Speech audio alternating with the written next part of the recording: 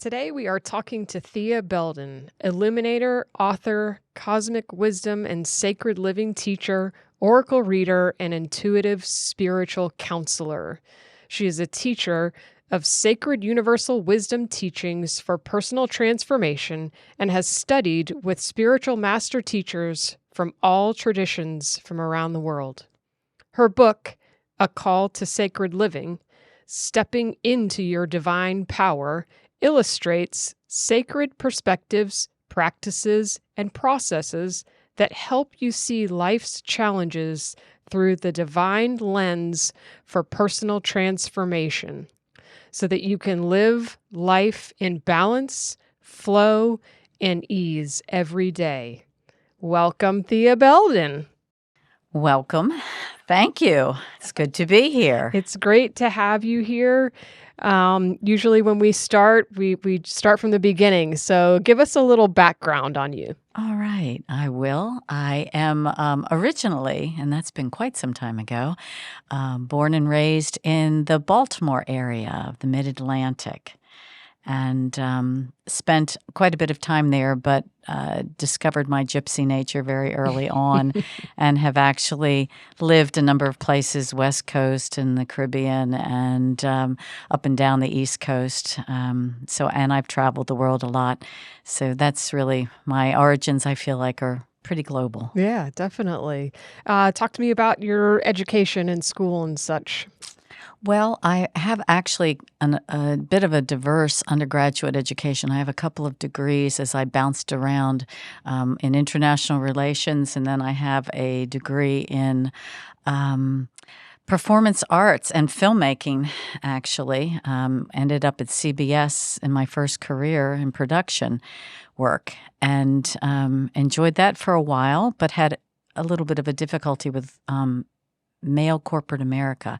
This is quite some time ago. Mm-hmm. And ended up doing a master's and a lot of graduate work in disabilities rehabilitation. So I was in rehab and ended up administering rehab programs for a very, very long time. And I did that in the state of Connecticut. I had about a 25-year career where I ended up as an organizational consultant as well. So I had a lot of experience working with people and coaching people and training people and running those programs, and also just an orientation to with people with disabilities, really trying to understand them and how you extricate information from someone who is maybe even unable to sometimes communicate things in terms of their needs and their passions and desires, and cultivated a really strong practice and was a consultant throughout the state doing that very effectively for people, and very felt very a great gratitude of accomplishment for feeling like I could help change people's lives, and then began to take that model that I used for people with disabilities into working with the staff used to say, "Would you do this for me?" And then I had friends, and then I ran women's circles and started to really do that work with everyone. And it's become it became what life coaching became actually as a business. And so I moved in that direction personally, but I also took a strong spiritual path and left my standard business life, actually literally left it all, decided to just leave my work, sell my home, and move, and really got very deeply involved in my own spiritual work and in sharing spiritual practices and health practices and alternative ways of living healthily and happily with people through the development of my retreat center in St. Croix in the Virgin Islands. I took a real sharp turn and did something very, very different in my mid-40s, and had an amazing experience there. With the retreat center and the support and the experiences I had personally and changes, did a lot of personal growth, and had been traveling all throughout before and after.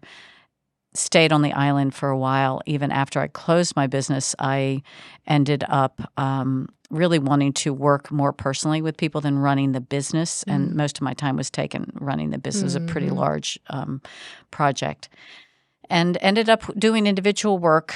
And I split my time a little bit with some hospitality work on the side, but I really love my work with individuals and groups, sharing what wisdom I've accumulated both through my teachers and also through my experiences that have led me from my journey of challenges and blocks and really trying to figure out what life is all about and what's important, and sacred living being really important to me, how it ends up becoming a job of sacred life in day-to-day life, and how to do that and to live that. And when I really got far down that path, I kind of channeled a book that really explored and expressed those experiences for people, my own and anything that could be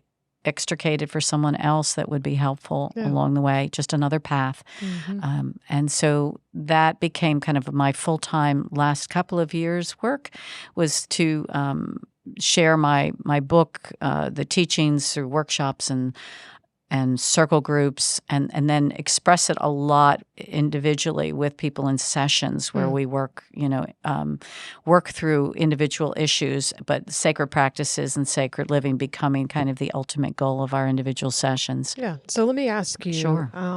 Putting the cookies on the bottom shelf, as my mom would say, define in your words, in your frame, define sacred living for us. Well, it begins with, to me, the notion that everything is sacred. Everything is of God's source creator. So when everything is sacred, then the vision that we have, the look and the experience we have with everything just takes on a whole different tenure. And of course, we have to embrace the notion that we as well are sacred. And that notion, to me, begins a setup for understanding that we need to experience where we're out of alignment with that, if that's the true truth and reality, and to adjust ourselves constantly to move into that space. Because what I experienced in living sacredly was that I was aligned and grounded and in my heart and seeing things as love and through love.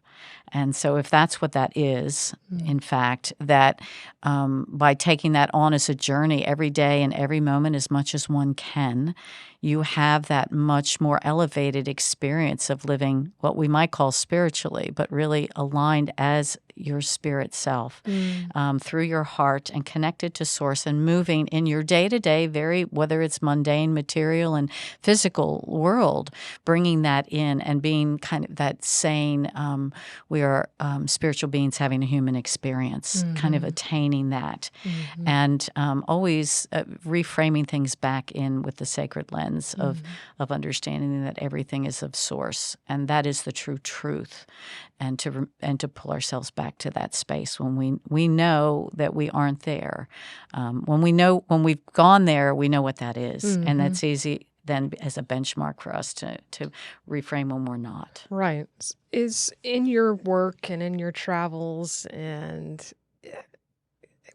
is there one spiritual leader that you could point to say yes?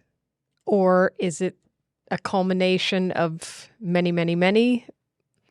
Actually, I'm a real anti-guru type person myself, and I'm not against it for others, because I know people who've had amazing experiences through their work with their gurus or their teachers, their master teachers. I'm very connected more to the teachings themselves, which is why, and I've seen that each one brought a piece of the puzzle. Yeah. So as I explored different types of teachings, whether it was East, West, metaphysical, quantum physics, going into all of those different domains, each one brought to me another piece of my puzzle. And I see where they're all relevant and they're all paths. They ultimately all lead to, source connection and how to stay connected. I had a particularly powerful experience when I was in India for some time.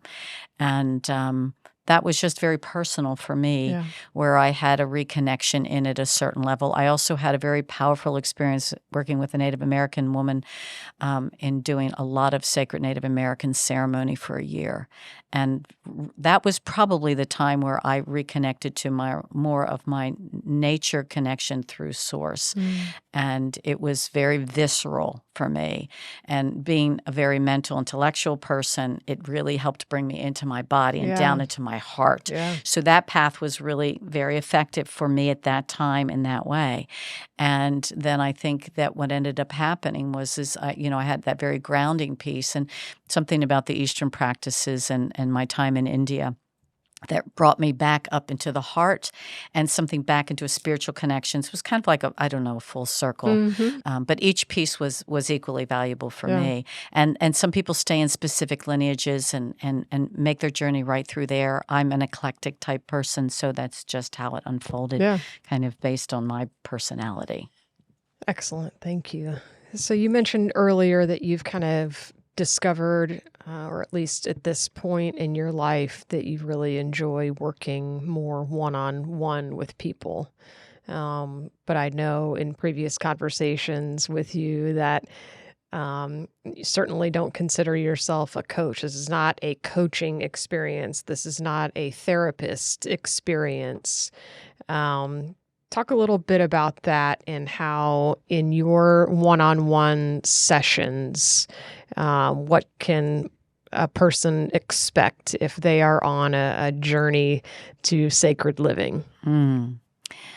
Well, my nature, by nature, is to work really very directly with individuals and very quickly. And it's probably one of my gifts to be able to listen to people, and which is why even a single session can be very potent and effective for change support with someone, where I can go in and see and intuit and know where the challenge that the person has at this point in time in their life. And there's sometimes people come back at different points in times of their lives with different challenges, but whatever's facing them when they're in front of me at that moment, where that past event was that created the block that is within us. Because the only reason we're not through a challenge is because there's a block. The blocks usually happen from our past, and there is an event or a moment or a time period where something affected us, and we start patterns that really maybe serve us then, but not going forward, and cause us to block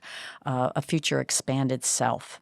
So when people come in and we can talk and get very quickly to what that past area is, because in the recognition of that zone of what we would call darkness or density in our lives, when we shine light on it really quickly, then you're able to really transmute it.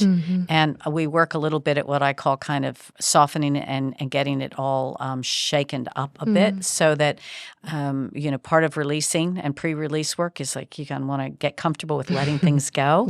And the motivation, I'm very motivated about moving forward and forward motion. So I'm very comfortable with change. I'm very comfortable with that. So I bring that to everybody, that level of seeing how to do that and the value of that, and help support them to actually do it in a session. It can be done so quickly. We're in very new energies on the planet right now, and they very much support forward motion into a new form and into the higher version of ourselves. And so when we simply just look at the past, shake it up, let it go, and choose to do that, it really will just go. And in a session, a lot of release work, this is very different now than it has been in the past. My process has always been the same, but it's often been 2 and 3 hour sessions, and often seen people multiple times in one session in the last year or two. It's been amazing to see people be able to actually see what is the block, and to choose to release it and actually let it go. And at the same time, when things are released, there is a void that needs to be filled. So we spend half of this much time talking about what do we want to reset, what to replace, and how to do that. Yeah. And that can be done just as quickly. It's almost like it's on the other side of what the challenge is. It's actually just right there.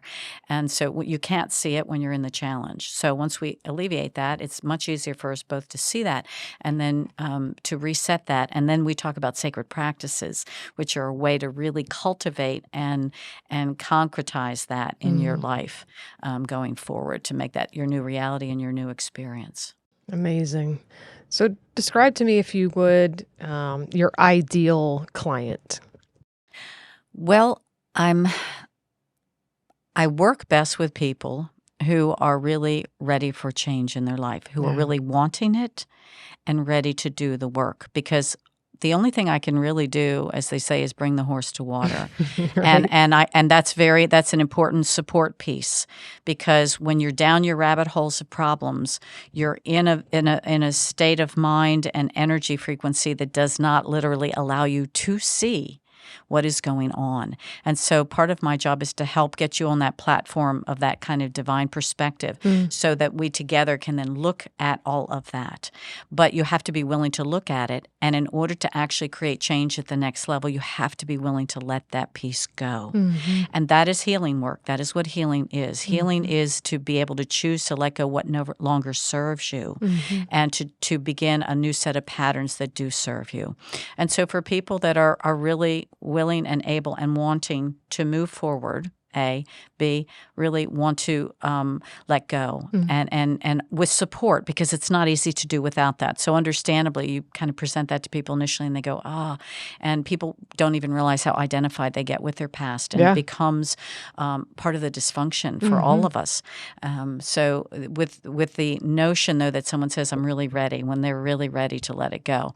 Now, sometimes the discomfort of any situation will be enough to bring people to a table to say, yes, things are uncomfortable enough, whatever gets you there. But I think that working directly with people, if you're not ready to do the work, it doesn't make much sense, because ultimately all I can do is give you a pathway, and we can stir up and we can move and we can clear things, but there will be a void that will be backfilled by your own stuff if you don't move forward. So you do have to say that again. That's good. Yeah. So when we can work at releasing things, but there's a void, and the way the human body is designed is that it abhors a void. It wants to fill with something. And so if we don't fill it with light and we don't fill it with new belief structures and new patterns, and then live that out. Okay, because you can fill it, but the old patterns have a hold on us. So you can release them, but they're layers of that. So if you don't really, and that's really the work. The work is really commitment to doing things differently going forward. That's really the work. Everyone thinks it's all this other stuff. We can figure out what the problem is and do the release work really quickly in a moment and reset and give you, you can get a whole new pathway forward. But you do have to recognize that your day-to-day life will keep drawing you back. Your survival ego will keep drawing you back into old patterns. It's simply habitual patterning, because that's a design plan that was used to keep people safe in survival. So to jump out of that, you have to be committed to stay on the path for the new direction. And when you when you really come with that commitment, I see people, I will get calls afterwards and people will say, my life was changed. Thank you. And I'm like, no, you did the work. We yourself, together and you making that commitment to doing that. And that's what I realized for my life. It's like I was with hundreds of teachers when I ran my retreat center. I had hundreds of teachers. I had people work with me, on me. It was years and years of all of that. And it wasn't until I began to embody all the understandings and actually live it day to day in a different way in my life that my life changed. And it changed drastically. And it has remained in a much more evolved space and place, happier and healthier. And I'm in better space than I've been in my entire life. Man, well, this has been amazing. What a great way to live and evolve you've presented here. And I know everybody at this point who's listening is going to want to know how they can get into contact with you. So we will put that information in our show notes.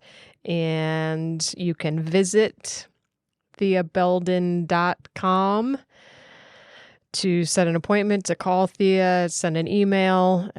So that is thiabelden.com. thiabelden.com. You can also take a look at her book, A Call to Sacred Living, Stepping into Your Divine Power. That will be available on her website soon. And any... It's also, you can order it through Barnes & Noble. Oh, great. Okay, Yes. perfect. Yes. Barnes & Noble has it. So yeah. So thank you. Any last comments? I just, I think it's important in the new energies that are on this planet, which are so benevolent and so supportive, for people to visit and or revisit the notion of doing some really deep work and to do some clearing and really choose to let go of their past. I had a wonderful teacher, Jim Self, one of many, and Jim's first line was always, "You can't take your baggage with you where we're going in the new energies." And the new energies don't have the lower frequency density patterns that we have cultivated within ourselves in our survival time period. And we're stepping out of survival, even though it doesn't feel like it on planet Earth. It's really the destruction of that survival timeline. And we're moving into a timeline that is of the higher frequency nature. And in order for us to experience and feel that, we simply just need to step into that ourselves. Yeah. And so we need to leave the past actually completely behind. The more we do it, the more we will be in the flow of the new and experience it and get the magic. It's absolutely magical, miraculous what the new energies are like, and how they support us. And so we just want to step into that, but we can't take our baggage with us. We have to just let go of the past. It no longer serves us. Yeah. And in fact, if anything, it is going to hold us back and create problems. The more these new energies are stepped up on the planet. So it's kind of not just like a nice thing to do now. It really is kind of an imperative thing to maintain harmony and health and happiness in the future here on the planet energetically. It's kind of another story that people aren't really talking about, but it's the spiritual dimension of what's going on planet Earth right now. And but it's really easy just to let it go. Yeah. It really is. And I think when we recognize one of the things I do is I help people recognize actually how it served you in the past and why it totally doesn't serve you now. Yeah. So that helps to let it go. Awesome. And in freedom, you have your new experience of sacred living. Love it. Thia Belden, thank you so much. Christina, thank you for having me. Absolutely. Thanks, y'all. Bye.